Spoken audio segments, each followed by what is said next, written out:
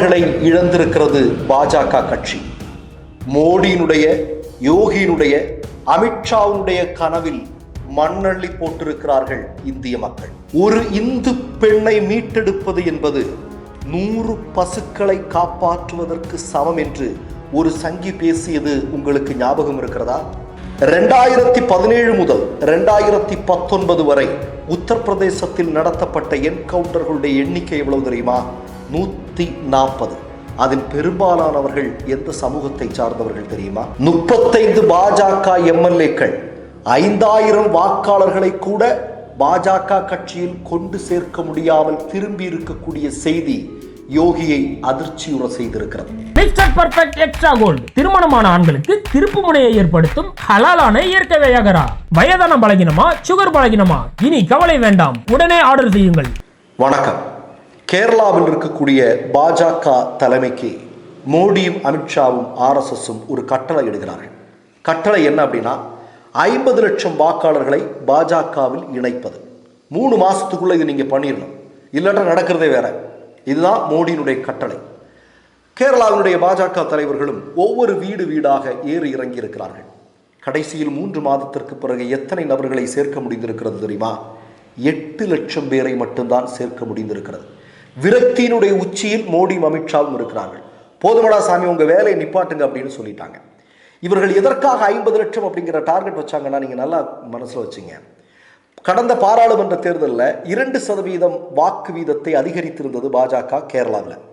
கூடுதலாக முதன்முறையாக ஒரு பாராளுமன்ற இடத்தில் பாஜக வெற்றி பெற்றது. உங்களுக்கெல்லாம் தெரியும், சுரேஷ் கோபி என்று சொல்லக்கூடிய நடிகர்.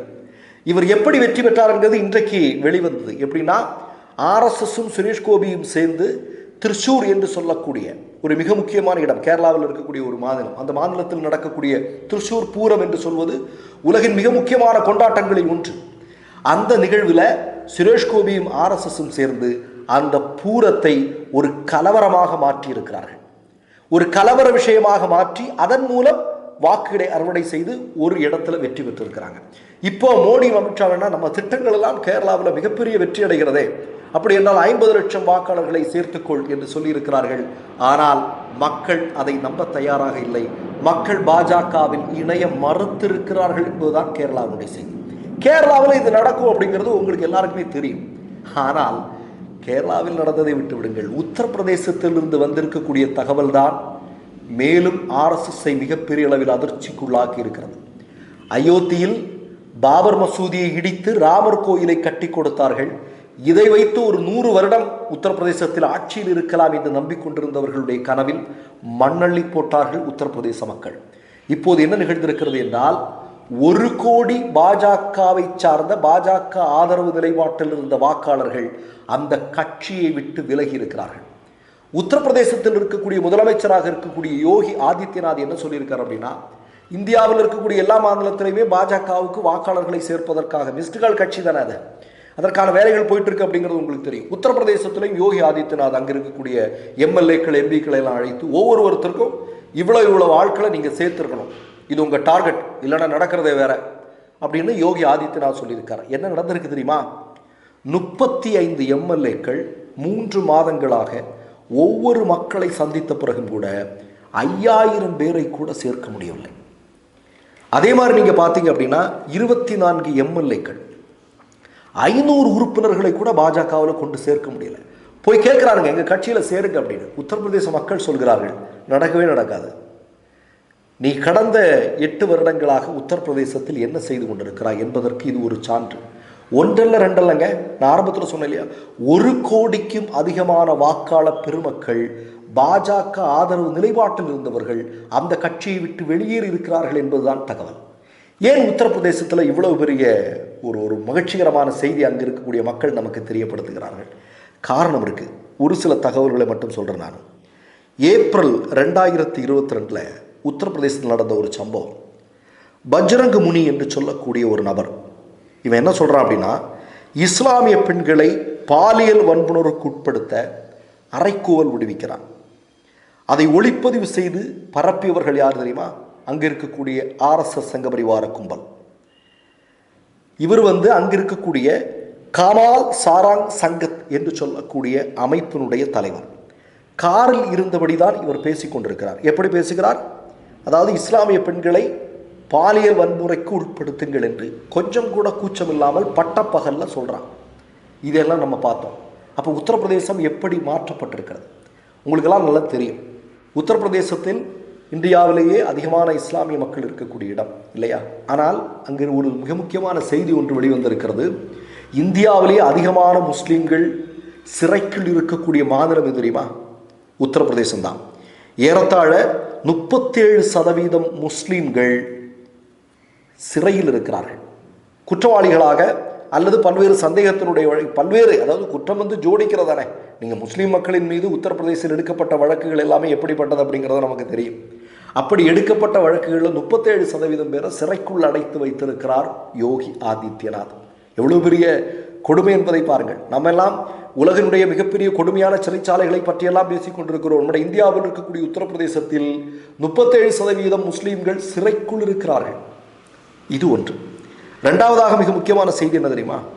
யோகி ஆதித்யநாத் என்று சொல்லக்கூடிய நபர் ஆட்சி பொறுப்பிற்கு வந்ததற்கு பிறகு 2018 அடுத்த 2 வருடங்களில் மட்டும் எத்தனை என்கவுண்டர்கள் நடந்திருக்கு தெரியுமா? 140க்கும் அதிகமான என்கவுண்டர்கள் நடந்திருக்கு. அதில் பெரும்பாலானவர்கள் கொல்லப்பட்டவர்களில் பெரும்பாலானவர்கள் யார் தெரியுமா? அது ஒரு குறிப்பிட்ட சமூகத்தை சார்ந்தவர்கள் கொல்லப்பட்டிருக்கிறார்கள். குறிப்பிட்ட சமூகம்னு நான் சொல்கிறேன், அது முஸ்லீம்கள். அப்போ அவ்வளோ பெரிய கொடூரமான செயல்கள் உத்தரப்பிரதேசத்தில் நிகழ்ந்து கொண்டிருக்கிறது. சரி, இதெல்லாம் விட்டுருங்க, இதெல்லாம் நமக்கு தெரியும். ஏன்னா சிஏஏ சட்டம் கொண்டு வந்தபோது அதற்கு எதிராக அங்கே இருக்கக்கூடிய இஸ்லாமிய மக்கள் போராட்டம் நடத்திய போது 23 பேர் காவல்துறையினால் சுட்டுக் கொல்லப்பட்டார்கள். இஸ்லாமியர்களுக்கு உத்தரப்பிரதேசம் எப்படி இருக்கு அப்படிங்கிறது தெரியும். ஆனால் அங்கே இருக்கக்கூடிய இந்துக்களுடைய நிலைமை என்ன? அங்கே இருக்கக்கூடிய இந்து இளைஞர்கள் வேலை இல்லாமல் பட்டினி கிடந்து சாவதை தவிர வேறு வழி இல்லை. அவர்கள் என்ன செய்கிறார்கள் என்றால், போர் நடந்தாலும் பரவாயில்லை அப்படின்னு சொல்லிட்டு இஸ்ரேலுக்கு செல்லக்கூடிய காட்சியை நாம் பார்த்து கொண்டிருக்கிறோம். அதான உத்தரப்பிரதேசத்தில் வரக்கூடிய செய்தி. அதிகமான இளைஞர்கள் வேலை வாய்ப்பை சந்திக்கக்கூடிய மாநிலம் இது உத்தரப்பிரதேசம். மறக்க முடியுமா யாராவது? அப்போ அவ்வளவு பெரிய சிக்கல் இருக்கிறது.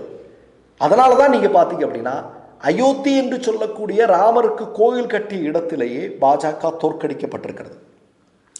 மிகப்பெரிய எதிர்பார்ப்போடு இருந்த உத்தரப்பிரதேச மாநிலத்தில் பாராளுமன்ற இடங்களில் மண்ணை கவ்வியது பாஜக. இதெல்லாம் நம்ம பார்த்தோம். இதெல்லாம் அங்கே நிகழ்ந்திருக்கிறது. அப்படி என்றால் அங்கு இருக்கக்கூடிய மக்கள் தெளிவாக இருக்கிறார்கள். இனி ஒருபோதும் பாஜகவிற்கு அங்கே இடமில்லை. கொஞ்சம் யோசிச்சு பாருங்களேன்.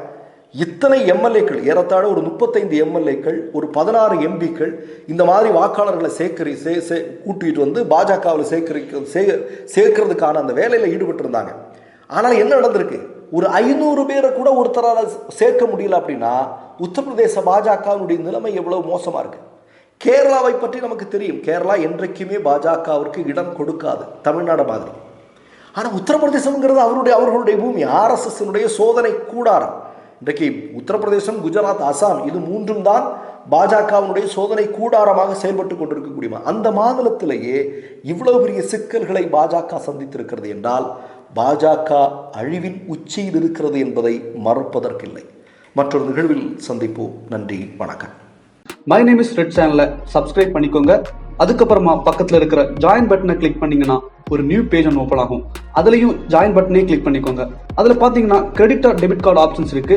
இதுல உங்களுக்கு விசா, மாஸ்டர் கார்டு, ரிப்பே அப்படின்னு 3 ஆப்ஷன்ஸ் கொடுத்துருக்காங்க. அதுல நீங்க எந்த கார்டு சூஸ் பண்றீங்களோ அந்த கார்டோட நம்பர் என்டர் பண்ணிக்கோங்க. அப்புறமா கார்டோட வேலிடிட்டி மந்த் அண்ட் இயரை டைப் பண்ணிக்கோங்க. அடுத்தபடியா உங்க கார்டோட பின்னால சிவிசி கோடுன்னு சொல்லிட்டு 3 நம்பர்ஸ் கொடுத்துருப்பாங்க. அந்த நம்பர் இதுல என்டர் பண்ணிக்கோங்க. அப்புறமா அட்ரஸ் அண்ட் இன்ஃபர்மேஷன் என்டர் பண்ணிட்டு பைங்கிற பட்டனை கிளிக் பண்ணிக்கோங்க. ஒருவேளை உங்க கார்டு நம்பர் இன்வாலிட்னு காமிச்சிச்சுன்னா உங்க கார்டுல இன்டர்நேஷனல் யூசேஜை எனேபிள் பண்ணுங்க.